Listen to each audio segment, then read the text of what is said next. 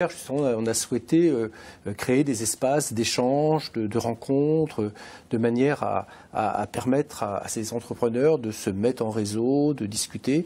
Et l'émission que nous engageons avec TBO, que je remercie très chaleureusement parce que TBO a pris l'initiative qui est assez exceptionnelle, il faut le souligner. Justement, Olivier, est-ce qu'on peut dire que c'est une première dans le domaine de la télévision d'allier un magazine et une thèse universitaire? Je crois, oui, en toute modestie, mais merci Louis du compliment, mais je crois qu'il n'y a pas beaucoup d'exemples où des télévisions, et a fortiori des télévisions de territoire comme la nôtre, qui se sont alliées à l'académie, à l'université, qui généralement s'expriment dans des cercles plutôt d'initiés, pour faire un projet de cette nature, pour accueillir une doctorante avec nous, puisque Laura est avec nous pendant 3 ans. Donc c'était déjà l'opportunité et le plaisir pour nous d'accueillir une nouvelle recrue, et puis de nous ouvrir aussi à un univers qui n'est pas toujours très accessible, parce que les îles, c'est compliqué d'y aller.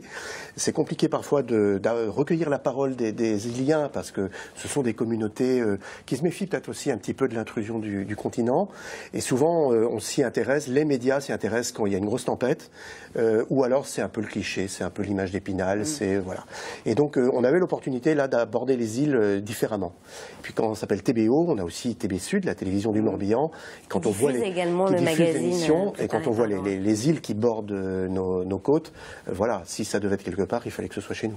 Donc il y avait cette envie aussi de sortir de l'image carte postale des îles aussi, en accueillant ce programme que prépare Laura. Ah oui, clairement, je crois que ça rejoint les préoccupations et le projet même de recherche, c'est que les îles sortent de cette vision qu'on donne d'elles, soit le petit paradis pour gens fortunés, soit au contraire la terre aride et inhospitalière. On se souvient de la polémique qui avait eu lieu, qui